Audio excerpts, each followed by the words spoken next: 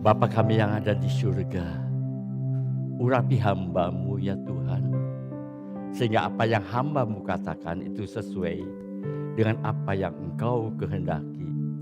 Sehingga kami tidak terkecuali semua dikuatkan oleh firman-Mu yang hidup. Beri kepada hamba-Mu hikmat-Mu ya Tuhan. Sehingga hamba-Mu bisa mengatakannya sesuai dengan apa yang seharusnya hamba-Mu katakan. Terima kasih Tuhan, terima kasih. Konsentrasikan pikiran kami. Sehingga pikiran kami tidak melayang ke kiri, ke kanan. Atau keluar dari ruangan ini. Tapi kami fokus kepada firman Tuhan. Karena firman Tuhan adalah ya dan amin. Karena firman Tuhan adalah kompas bagi kehidupan kami.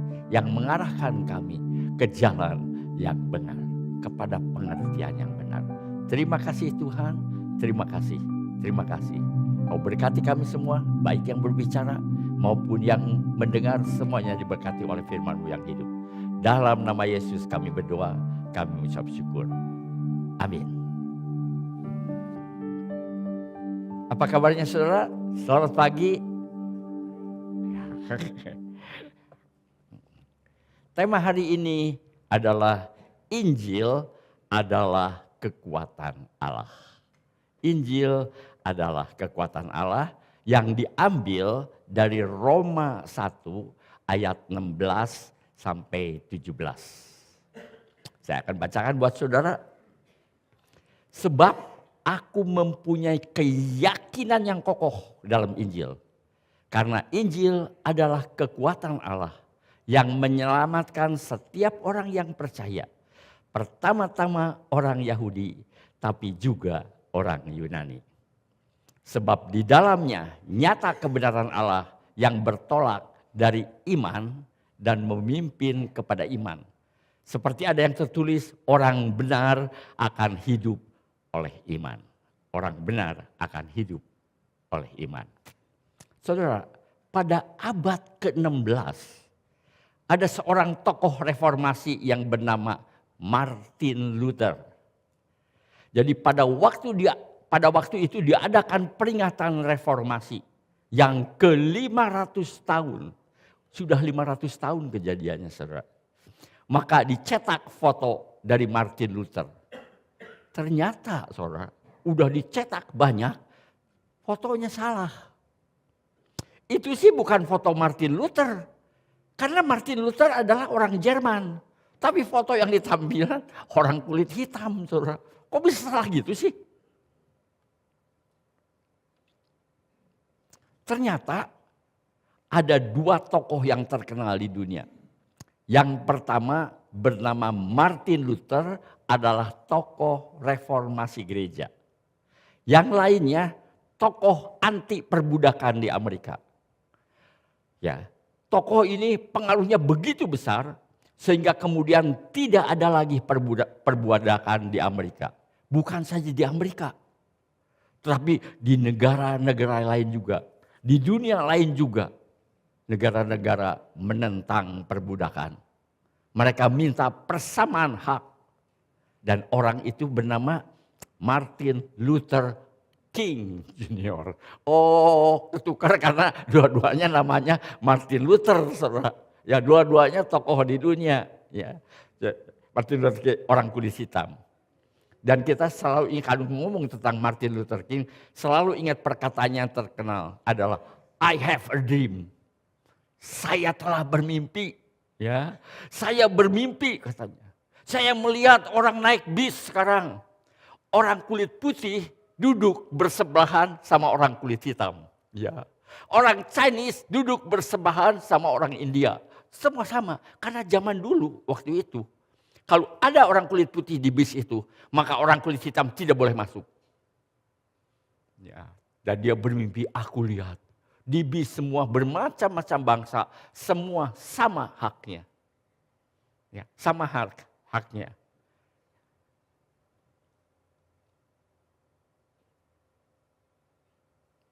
Tanpa memandang warna kulit. Nah, saudara, waduh belum disebut sudah keluar orangnya.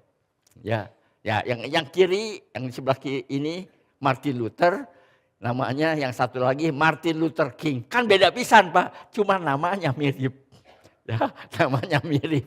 Jadi waktu peringatan Martin Luther King-nya ada kesalahan, saudara. Nah, kita kembali sedikit cerita. Kenapa saya cerita tentang Martin Luther King? Ada sebabnya, saudara. Setelah Martin Luther mengadakan reformasi, beberapa tahun kemudian timbullah gereja Protestan. Berdirilah gereja Protestan yang dipengaruhi reformasi Martin Luther. Ya, itu asal mula Protestan ada. Ya. Martin Luther sendiri sebelumnya adalah imam Katolik, saudara. Pastor Katolik. Martin Luther tuh, ya, Martin Luther. Ya. Dia berkata, saya berusaha hidup suci.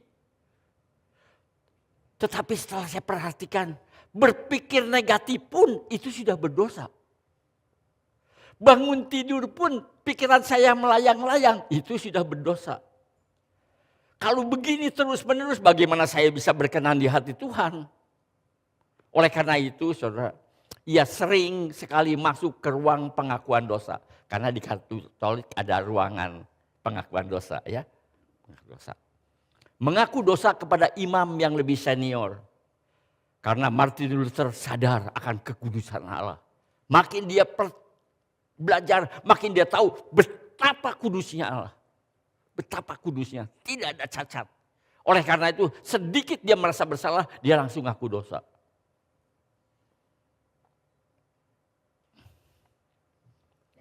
Tapi lama-lama saudara ngaku dosanya kepada imam yang lebih senior. Si imam senior lama-lama jadi bosan saudara. Kamu kalau menghadap saudara tuh jangan dosa-dosa yang kecil gitulah. Dosa-dosa sepele, lama-lama saya bosan gitu. Ya, dosa-dosa kecil, dosa-dosa sepele.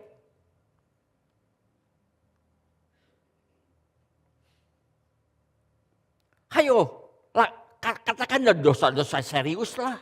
Bang, jangan dosa sepele lagi, dosa sepele lagi. Kenapa meskipun sepele? Karena Martin Luther sadar Allah itu sangat suci, Allah sangat kudus dan betapa kudusnya Allah.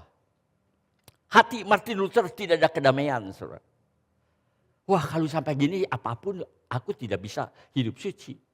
Sampai satu saat ia membaca Alkitab di ruang belajarnya dan ia membaca Roma 1:16 ayat 17 yang baru saja saya katakan.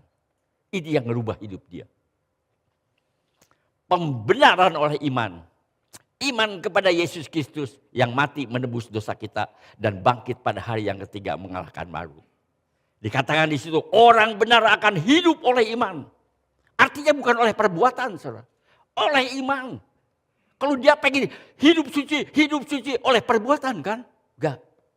Orang benar akan hidup oleh iman. Artinya bukan oleh perbuatan kita dibenarkan. Pada saat itu Martin Luther disadarkan. Dan ia berubah. Ia meninggalkan imam Katoliknya. Karena katanya apa? Karena dia bilang rupanya kita dibenarkan oleh iman. Bukan usaha kita untuk selalu hidup suci apapun. Bukan itu kita dibenarkan. Bagi orang percaya, Yesus telah menanggung segala hukuman atas dosa-dosanya di atas kayu salib. Sehingga ia tidak usah menanggungnya lagi. Yesus sudah menggantikan kita. Ia dibenarkan oleh imannya kepada Yesus Kristus. Jadi perbedaan yang utama, saya bukan ngejelekin Katolik, saudara. Perbedaan yang utama antara orang Katolik dan orang Protestan adalah tentang orang benar akan hidup oleh iman.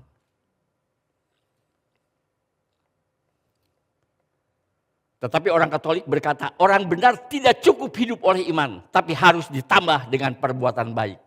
Atau harus plus dengan perbuatan baik.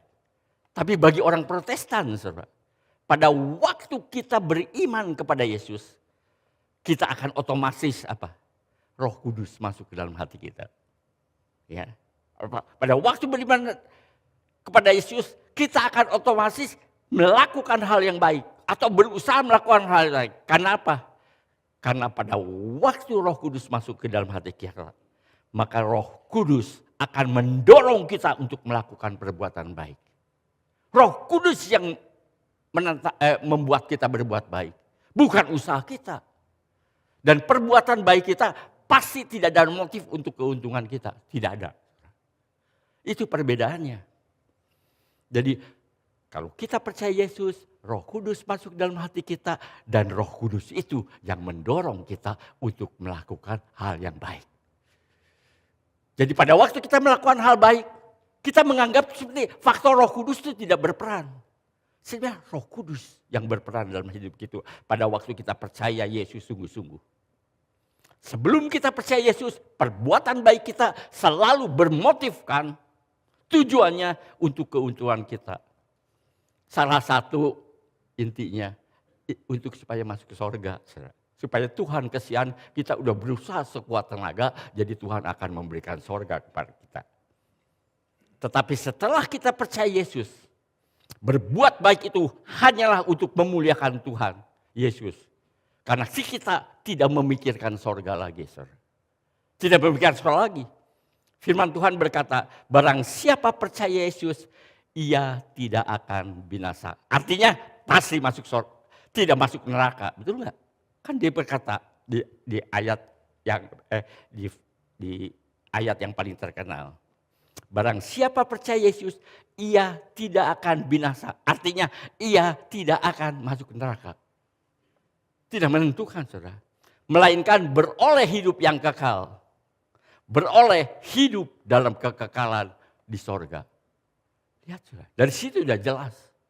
Pada waktu kita menerima Yesus, maka Roh Kudus masuk ke dalam hati kita. Dan Roh Kudus itu yang mendorong kita untuk melakukan yang baik. Kembali lagi saudara, ke Roma 1 ayat 16 sampai 17. Sebenarnya pertanyaan orang-orang pada zaman itu kepada Rasul Paulus adalah keyakinannya akan Injil yang adalah kekuatan Allah. Dan mengapa ia begitu yakin Injil adalah kekuatan Allah? Kalau kita melihat bahasa aslinya, yaitu bahasa Yunani. Dan juga kebanyakan hampir seluruh Alkitab berbahasa Inggris. Dan juga Alkitab bahasa Mandarin dan Alkitab bahasa yang lain. Menuliskan sebagai berikut, saudara. Roma 1 ayat 16. For I am not ashamed of the gospel of Christ. For it is the power of God to salvation for everyone who believe. For the Jew first and also for the Greek. Artinya begini terjemahannya, saudara. Sebab aku tidak merasa malu terhadap Injil. Di dalam Alkitab bahasa Indonesia LAI dituliskan, sebab aku mempunyai keyakinan yang kokoh dalam Injil. Beda, saudara. Tapi sebenarnya bukan bertentangan. Karena ayat 16 dimulai dengan sebab, maka kita akan harus melihat ayat sebelumnya. Sebab apa sih? Yaitu ayat ke-14 dan ke-15. Sebab apa Paulus ingin pergi ke Roma? Sebab apa? Kalau kita lihat di sini ada sedikit membuat kita bingung. Dalam Roma 1, 14, 15, aku berhutang kepada orang Yunani maupun kepada orang bukan Yunani. Baik kepada orang terpelajar maupun kepada orang yang tidak terpelajar. Itulah sebabnya aku ingin untuk memberitakan Injil kepada kamu yang juga ada di dalam Roma. Yang juga diam di Roma. Itu sebabnya dia pergi ke Roma. Dikatakan sebabnya. Itulah sebabnya Paulus ingin memberitakan Injil kepada kamu yang diam di Roma. Karena Paulus merasa berhutang kepada orang Yunani maupun kepada orang yang bukan Yunani. Alasan kedua, karena Paulus tidak malu akan Injil. Karena Paulus mempunyai keyakinan yang kokoh dalam Injil. Nah, mulai itu saya mulai rada bingung, saudara. Coba saudara bayangkan. Saya membayangkan kalau saya berkata kepada saudara, saya akan pergi ke Jakarta karena Tuhan memanggil saya untuk pergi ke sana. Menyuruh saya untuk pergi ke sana. Nyambung kan? Coba perhatikan sama saudara kalau kalimatnya begini.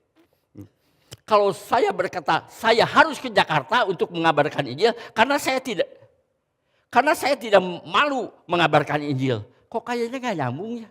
Betul gak? Kalau disuruh Tuhan ke Jakarta iyalah. Tapi ini jawabnya nih. Ya. Kalau saya berkata saya harus ke Jakarta untuk mengabarkan Injil. Karena saya tidak malu mengabarkan Injil. Kok rasa-rasanya gak nyambung ya. Semakin pergi ke kota besar, dalam hal ini kota Roma.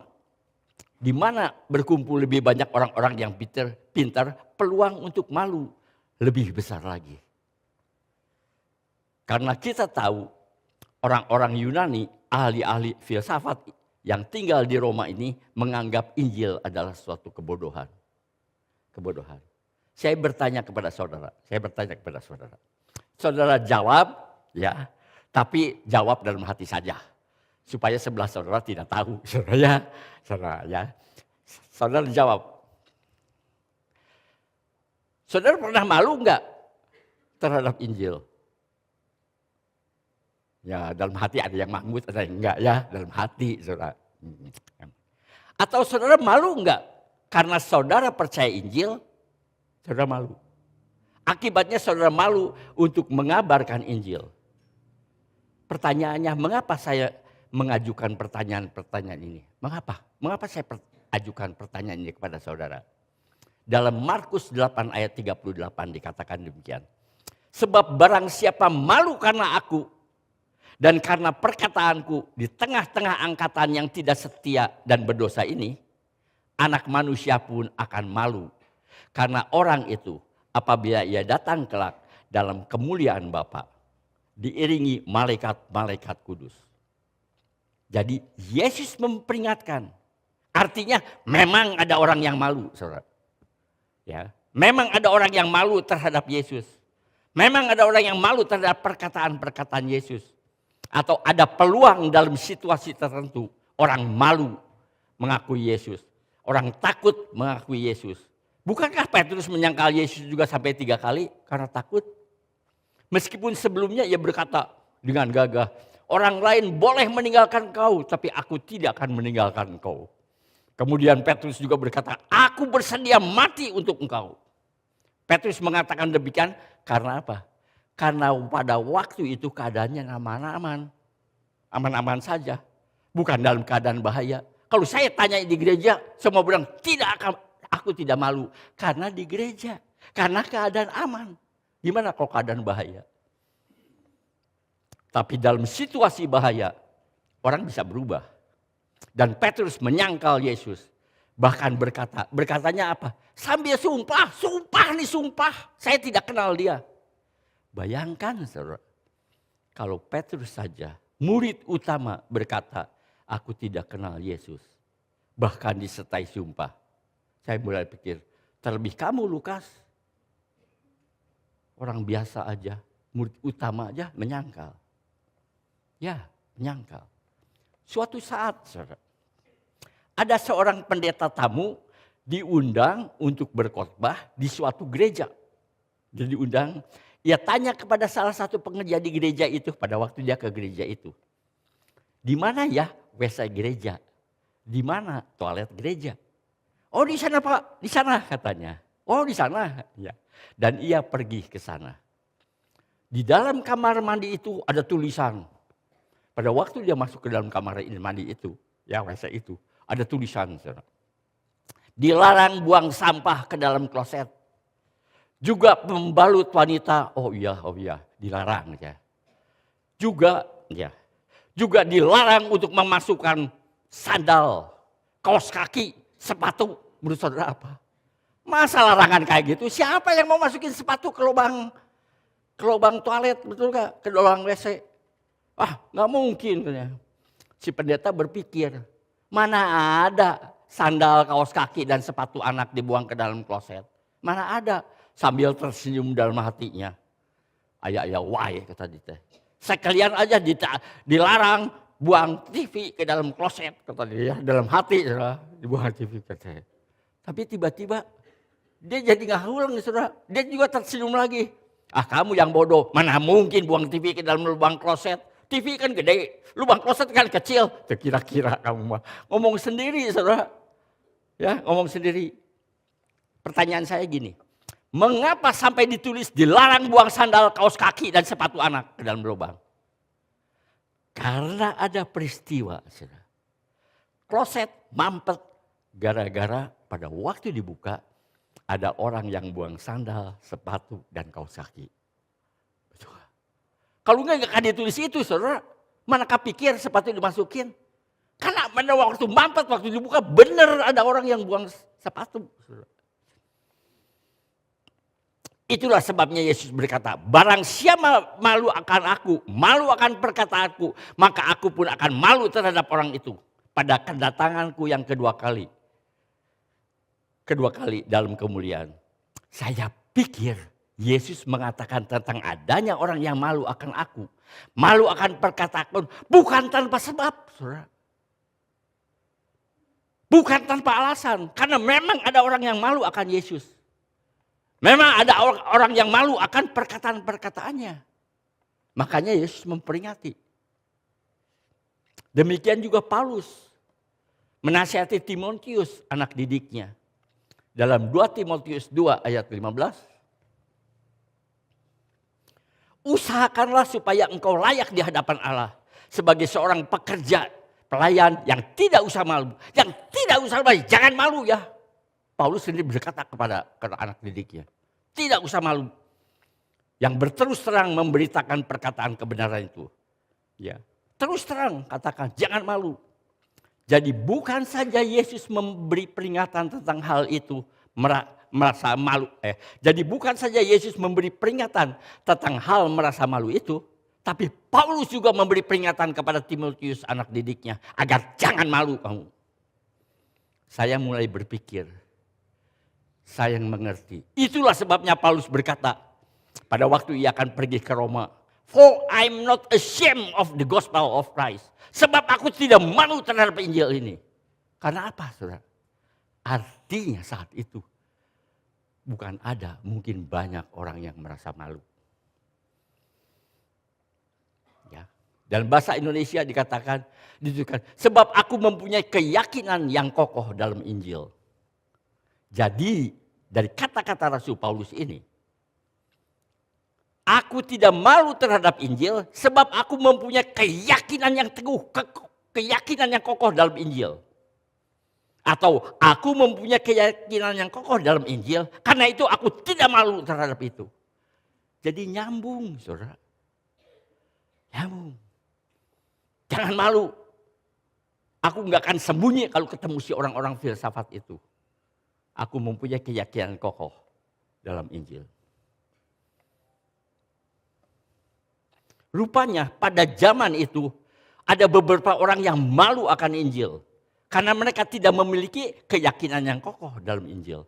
Maka kita harus tahu kebenaran yang sesungguhnya dari Injil. Kalau kita tidak malu, maka kita tidak akan minder. Karena kita yakin akan kebenaran Injil. Yang membuat malu, karena apa? Karena apa? Mereka tidak kokoh. Mereka takut. Mereka tidak mengerti Injil dengan sebenarnya. Alkitab bahasa Inggris melengkapi pengertian Alkitab bahasa Indonesia dan sebaliknya. Gara-gara ada LAI dan ada juga yang asli. Jadi kita ngerti kenapa begitu. Jadi jangan kita alergi dengan Alkitab bahasa Inggris. Kadang-kadang orang berkata, pakai bahasa Inggris. Bukan untuk gagah-gagahan, saudara. Bukan untuk gagah-gagahan. Atau sok-sokan, enggak. Tapi agar kita lebih ngerti lagi kenapa disebut malu apa segala. Alasannya karena mereka tidak mempunyai keyakinan yang kokoh dalam Injil. Bukan hanya orang malu berbicara tentang Injil. Mengakui menjadi orang Kristen juga malu, saudara. Mungkin saudara tidak sadar. Banyak orang yang malu jadi orang Kristen. Ini kesaksian. Saya pernah bersaksi tentang hal ini dulu. Mungkin 5 atau 10 tahun yang lalu. Tapi saya akan ulang lagi, saudara.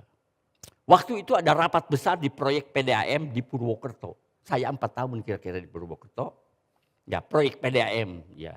Dan saya di sana sebagai pengawas. Pengawas. Apakah proyek itu dilakukan sesuai dengan gambarnya enggak? Nah, saya selalu lihat. Kamu melakukan itu sesuai nggak dengan gambar? Ya gitu. Saya bagian pengawas. Sebelum diadakan rapat, sebelum diadakan meeting, kita semua makan bersama di restoran. Ya, makan dulu. Tahu nggak itu taktik kontraktor. Kalau perut kenyang, saudara, biar si kontraktor salah, dia susah marah. Perut kenyang, saudara. Bahkan si kontraktor selalu ngundang makan sama-sama. Saya tahu taktiknya, saudara. Benar nggak, saudara? Kalau perut lagi lapar, ngambeknya lebih gede. Tapi punya kenyang, kayak maklum aja. Nah itu taktik kontraktor, saudara. Ya, semua makanan kita makan semua bersama di sebuah restoran. Kemudian makanan datang. Dan kontraktor mempersilahkan menikmati hidangan. Waktu itu saya duduk di sebelah si kontraktor. Si kontraktor duduk di sebelah saya. Ayo Pak Lukas, katanya. Ayo Pak Lukas, katanya. Jangan sungkan-sungkan. Ya bahasa Inggrisnya mah. Boseji, ya, ayo, jangan sungkan-sungkan, jangan sungkan-sungkan. Pada waktu itu ngedadak dia berhenti. Kenapa dia berhenti? Karena kebiasaan orang Kristen, kalau makan makanan berat, kalau kita makan nasi, biasanya kita berdoa dulu, saudara. Itu ciri khas orang Kristen, bersyukur kepada Tuhan yang memberkati makanan ini. Jadi saya biasa, saudara. Ya, jadi pada waktu dia bilang, ayo, dia diam, saudara. Karena dia lihat saya sedang berdoa, dia nggak berani ganggu lagi. Tapi saya kesana kan sama teman saya. Tapi berbeda dengan teman saya. Ia rupanya malu berdoa di antara orang-orang yang bukan Kristen. Dia takut disebut fanatik. Wah, lu apa-apa fanatik. Gitu. Kemudian apa yang dilakukan? Dengan sengaja dia sentuh sendoknya. Ya digeser sendoknya. Sehingga sendoknya jatuh ke bawah meja, saudara. Setelah itu dia mungut sendoknya di kolong meja. Di kolong meja dia berdoa, saudara. Nggak ngerti. Banyak orang Kristen itu malu, saudara. Bayangkan, sedangkan Tuhan berkata, kalau kamu malu akan aku pun akan malu akan engkau. Jangan bilang orang Kristen itu enggak malu, sering malu, saudara. Buktinya teman saya. Artinya yang malu menjadi seorang Kristen. Sekarang saudara terselik. Mungkin kita juga menjadi orang yang malu di hadapan mereka. Takut disebut fanatik lah, takut disebut apa. Di gereja sampai mati saya tidak akan malu mengakui Yesus. Enggak usah sampai bahaya, saudara. Baru di depan orang-orang yang bukan orang Kristen, udah malu menjadi orang Kristen, udah malu untuk berdoa. Paulus pergi ke kota Roma karena ia begitu yakin bahwa Injil adalah kekuatan Allah. Dia gak ragu-ragu. Dia tahu dia akan ketemu sama orang-orang falsafat. Gak peduli. Dia mempunyai keyakinan teguh. Ya, akan kekuatan Allah. Bukan hanya kabar baik saja. Injil adalah kekuatan baik. Tapi Injil juga adalah kekuatan Allah. Kekuatan Allah adalah kekuatan yang dapat merubah hidup manusia. Saudara pintar ngomong boleh. Saudara pintar profesor boleh. Tapi apa bisa ngerubah hati manusia? Hanya kekuatan Allah yang bisa merubah hati manusia. Itulah sebabnya ia berkata, aku tidak malu mengabarkan Injil. Karena hanya kekuatan Allah lah yang dapat merubah kehidupan manusia. Aku tidak malu lagi. Dia mempunyai keyakinan yang kokoh. Saya teringat, saudara, akan kesaksian seorang hamba Tuhan. Ia lulusan sekolah teologi di luar negeri. Sekolah yang bergengsi, saudara. Kalau nggak salah di Amerika, saudara. Ia lulusan sekolah teologi di luar negeri. Dan sekarang ia menjadi dosen di sekolah teologi di Indonesia. Kalau nggak salah jadi dekan atau apa. Pangkatnya tinggi, saudara. Ya. Ia mengabarkan Injil ke papahnya. Dengan segala cara. Dia kan ahlinya, saudara. Lulusan luar negeri. Sampai akhirnya ia putus asa, saudara. Ia putus asa, saudara. Dengan jengkel ia berkata, kalau papa ke sorga, saya bersyukur karena papa mendapat kasih karunia. Betul ya? Dapat kasih karunia dari papa ke sorga. Tapi kalau papa ke neraka, papa jangan nyalahin saya ya. Berpuluh-puluh jam saya ngomong sama papa, tapi papa mengeraskan hati. Papa nggak mau percaya sama Yesus. Saya telah berusaha sekuat tenaga, tapi papa sih bandel katanya. Tidak mau bertobat untuk percaya kepada Yesus. Ya, tetap nggak mau bertobat. Suatu saat, mahasiswanya datang ke rumah hamba Tuhan itu. Tetapi karena tidak ketemu dosennya, si mahasiswa ngobrol dengan ayah si dosen itu. Dia ngobrol dengan ayah si dosen. Ngobrolnya tidak lama, hanya 10 menit kata dia. Besoknya si papa datang ke anaknya yang dosen itu, yang lulusan luar negeri itu. Papa bertobat katanya. Mulai sekarang papa percaya Yesus.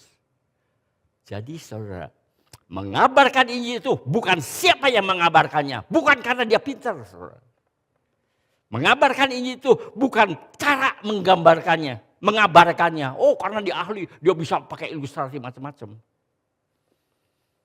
Tetapi apa yang dikabarkannya adalah dengan keyakinan Injil. Jadi Injil, mengabarkan Injil bukan sekedar informasi. Jadi kita tuh ngabarin Injil ya, ngomong aja Tuhan bisa menyelamatkan kamu, beres. Bukan informasi, bukan pemberitahuan, bukan hanya itu saudara. Jadi Injil bukan, mengabarkan Injil bukan sekedar informasi, bukan sekedar inspirasi yang memberikan inspirasi. Tapi Injil adalah transformasi yang merubah hati seseorang. Jadi kalau mengabarkan Injil kita harus yakin itu kekuatan Allah. Dan orang itu kita serahkan. Karena kita tidak tahu hati seseorang. Saudara. Tapi Injil adalah transformasi yang merubah hidup seseorang. Persoalan sebenarnya atau masalah utama manusia adalah dosa. Betul enggak? Masalah utamanya apa dosa? Jadi umumnya saudara, kalau ngabarin Injil pertama katakan bahwa kita semua berdosa. Bisa dibantah enggak? Enggak bisa saudara.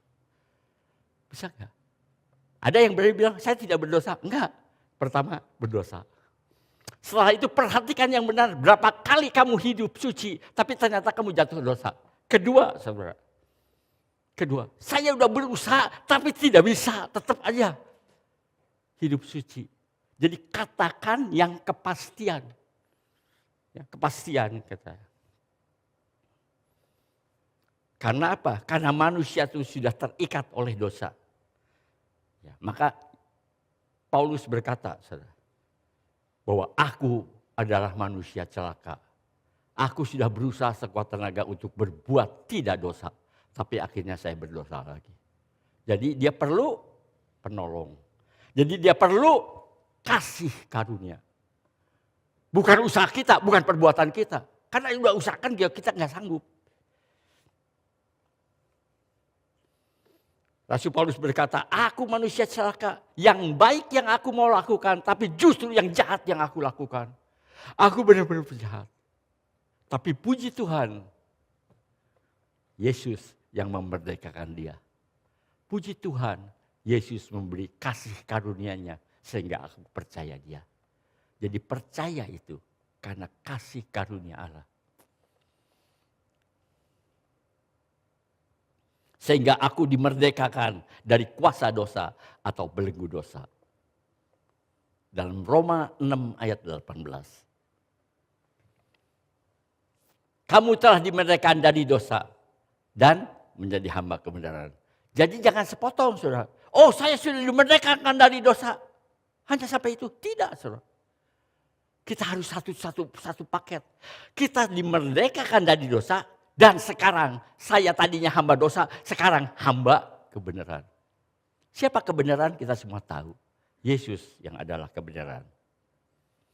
Karena Allah itu adil maka ia berdosa, maka yang berdosa harus dihukum. Dan Yesus bersedia mati untuk kita. Untuk menanggung hukuman atas dosa kita. Karena Allah itu adil. Karena kita percaya kepadanya maka kita tidak usah lagi menanggung hukuman atas dosa kita. Ya, gitu. Karena Yesus menggantikan kita. Jadi Injillah yang merupakan kekuatan Allah. yang dapat menyelamatkan kita. Yang merubah hidup kita, mentransformasi hidup kita. Sehingga kita menjadi orang percaya, orang beriman kepada Yesus. Bukankah dalam ayat yang ke-17 yang kita baca yang pertama, dikatakan iman, iman, iman, dan bukan perbuatan kita. 4 kali berkata, iman, iman, iman, ditekankan.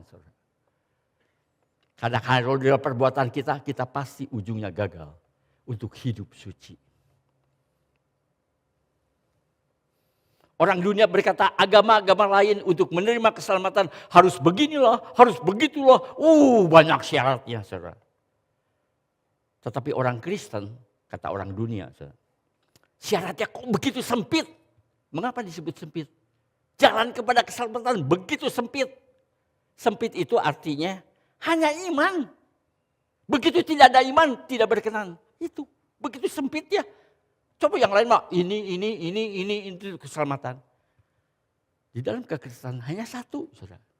Jadi kata dia sempit sekali. Begitu hilang iman, begitu hilang keselamatan kamu.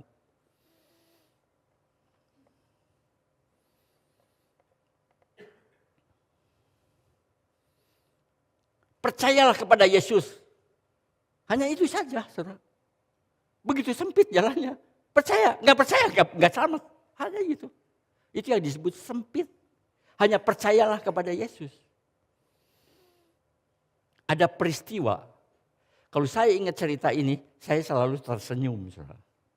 Saya tersenyum. Suatu saat ada sekumpulan remaja bermaksud mengabarkan Injil kepada orang bule di Semarang. Kalau nggak salah mah di Simpang 7. Siapa yang udah di Semarang, saudara? Simpang 7, banyak bule. Hayu kita ngabarin Injil. Tapi salah satu remaja itu berkata, saya tidak bisa bahasa Inggris. Kemarin juga ulangan, saya dapat 40. Mestinya 100 dapat 40.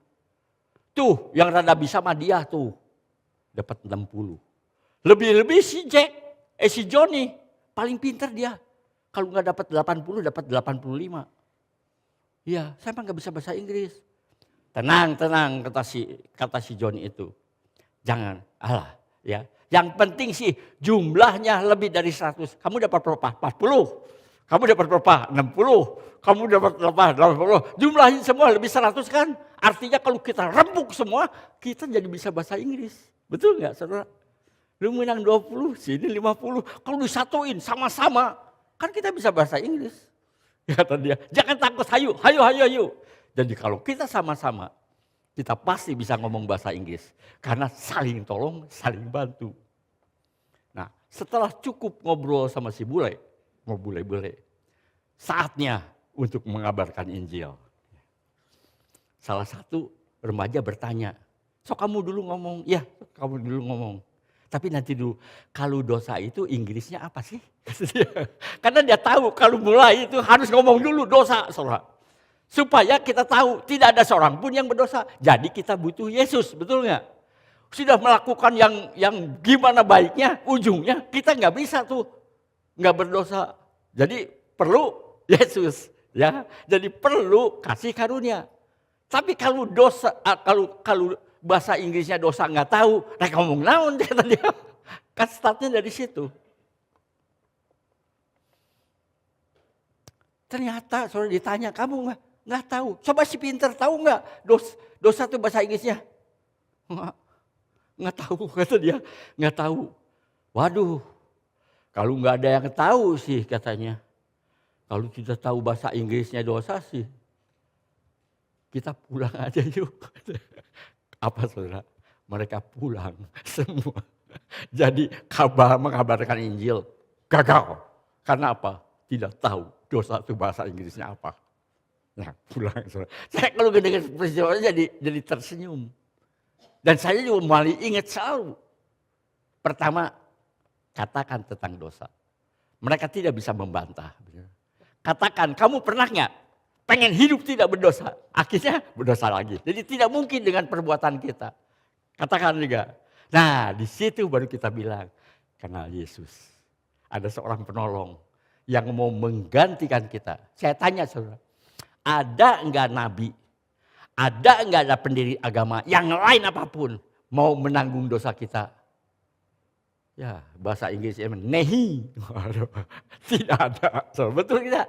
Enggak ada. Hanya Yesus yang mau. Hanya satu orang. Dan ingat saudara, pada waktu kita menanggung dosa dia, kita harus orang yang tidak berdosa. Nah kita juga berdosa semua. Biarpun kita mau juga nggak bisa. Mana mungkin kita bisa menanggung dosa dia? Oh kita juga berdosa. Jadi harus yang tidak berdosa baru bisa menanggung orang yang berdosa. Kalau dia sendiri berdosa, tidak bisa, saudara.